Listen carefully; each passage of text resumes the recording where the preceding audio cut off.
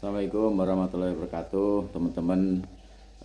Seharian ini ramai sekali didiskusikan di media sosial tentang ketidakcocokan data-data desil ya dari yang dikeluarkan oleh Kementerian Sosial.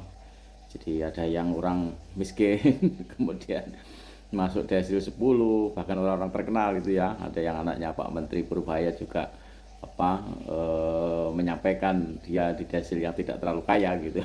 Dan kemudian ada yang miskin dengan gaji kecil di desil tinggi gitu ya. Ya kalau satu itu miskin sekali, kalau 10 itu paling kaya lah gitu ya.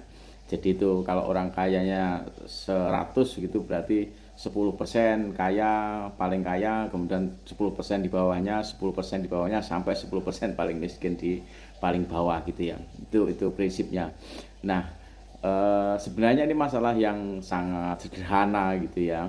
Kenapa sederhana? Karena memang kita harus menyadari data ini kan tidak dilakukan sensus gitu ya. Jadi data ini adalah data semacam pengolahan dari berbagai informasi data yang dimiliki oleh berbagai lembaga ya di tingkat pusat gitu ya.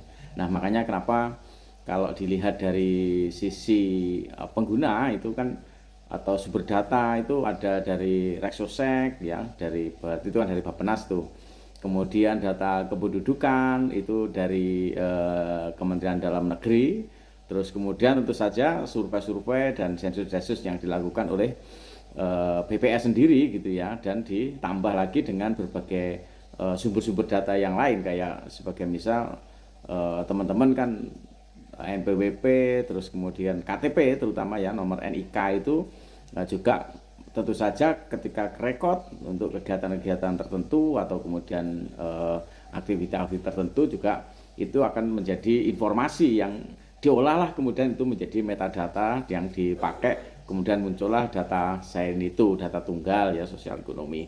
Nah, teman-teman sekalian, memang ini sebenarnya masalah yang sangat sederhana dan ya cukup dijelaskan saja bahwa memang pasti akan ada selisih gitu, dan kemudian itu nanti akan diperbaiki ya, karena itu kan sebenarnya sudah merujuk kepada peraturan kayaknya Kepala Badan Pusat Statistik nomor 6 tahun 2025 kalau tidak salah ya. Di situ itu tersirat ya, mulai dari bagaimana sumber data, pengumpulannya seperti apa, terus kemudian pengolahannya seperti apa, termasuk kemudian keamanan dan perlindungan juga data individu gitu ya. Jadi kalau kita bertransaksi sebagai misal ada NIK-nya itu terekod di dalam sistem negara, nah itu kemudian menjadi pertimbangan dari BPS untuk meletakkan kita itu di desil berapa gitu. Jadi itu teman-teman.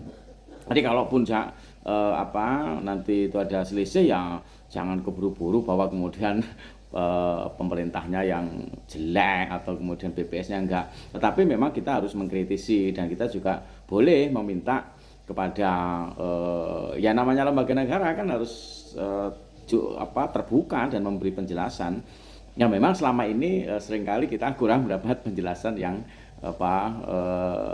ya melegakan gitu. Sebagai misal jawabannya ada menteri yang menjawab, wah itu datanya rumit itu ya, tidak begitu. Serumit apapun ya itu memang tugasnya pemerintah gitu. Memang variabelnya banyak dan kemudian kesulitan itu tidak boleh dijadikan alasan.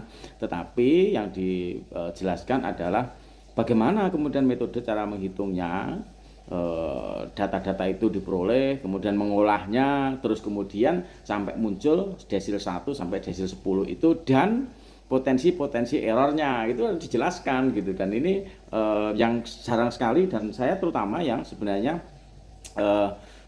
kurang agresif ya, kurang terus diberi penjelasan sebenarnya dari teman-teman di BPS, karena memang yang mengolah itu kan teman-teman di BPS. Jadi BPS itu kita yang orang awam ini kan sering hanya mendengarkan itu pengumuman tentang ini, kemudian di webnya publikasi PDB, publikasi ini, inflasi dan sebagainya. Nah, mestinya memang kalau muncul seperti ini harus segera dijelaskan bagaimana metodologinya, terus kemudian bagaimana cara mengumpulkannya, Apakah kemudian karena itu memang tidak dilakukan sensus ya, kalaupun ada mungkin data-datanya tentu saja lah data-data yang terkait dengan individu itu. Jadi memang ini data yang bersifat individu ya, apakah seseorang itu meskipun dia dihitung dalam satuan keluarga gitu ya. Jadi sehingga semakin data-data itu yang dimiliki itu semakin lengkap, maka akan semakin akurat begitu.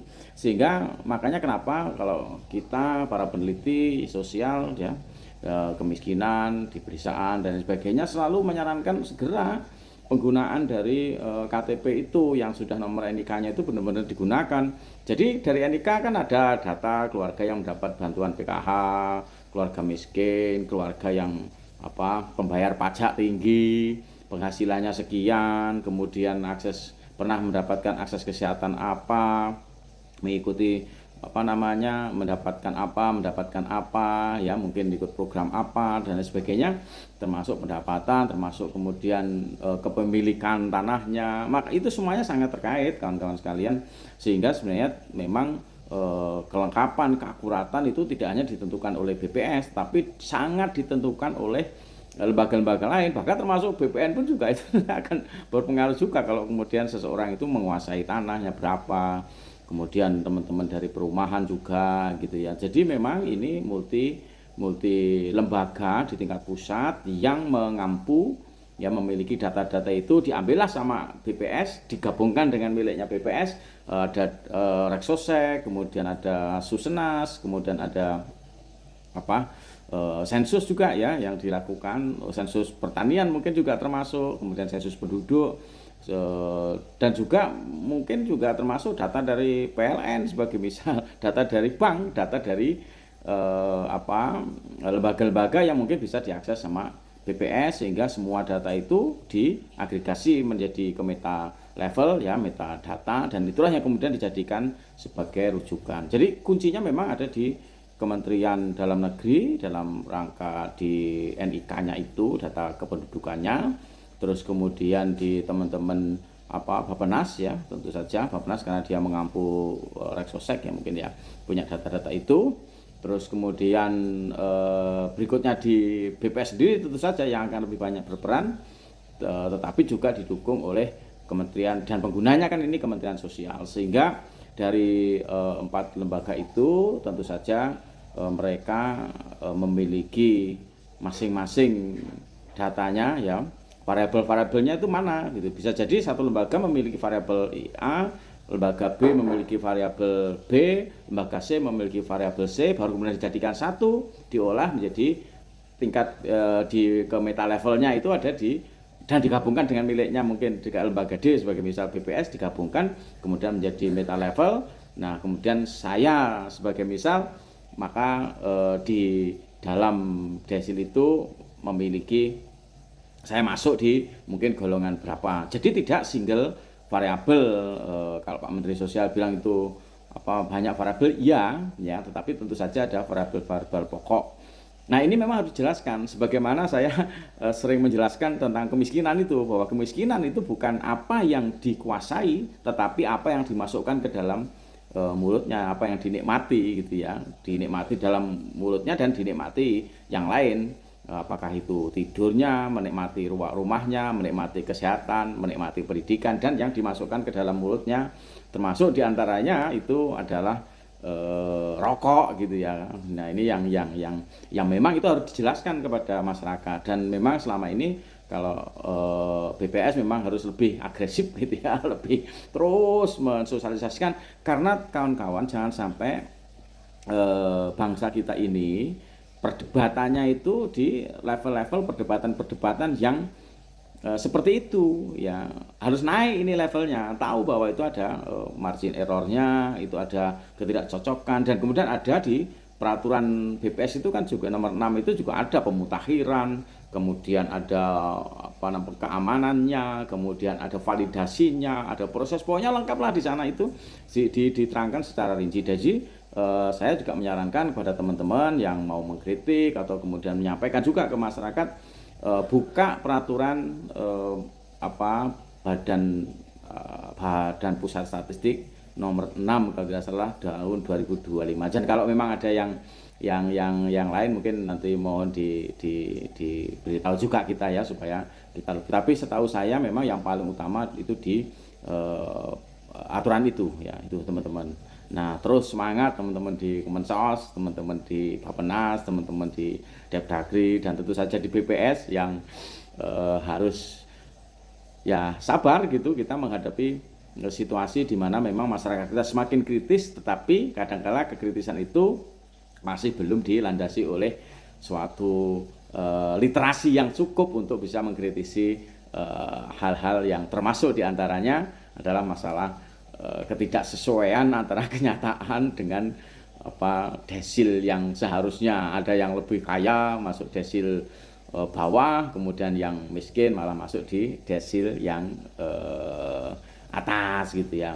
Jadi begitu teman-teman, kita semuanya berproses untuk menuju yang lebih baik dan saling menguatkan untuk bisa bersama-sama kita membangun Indonesia emas ya, dengan kontribusi apapun menurut saya, termasuk kritik dan lain sebagainya.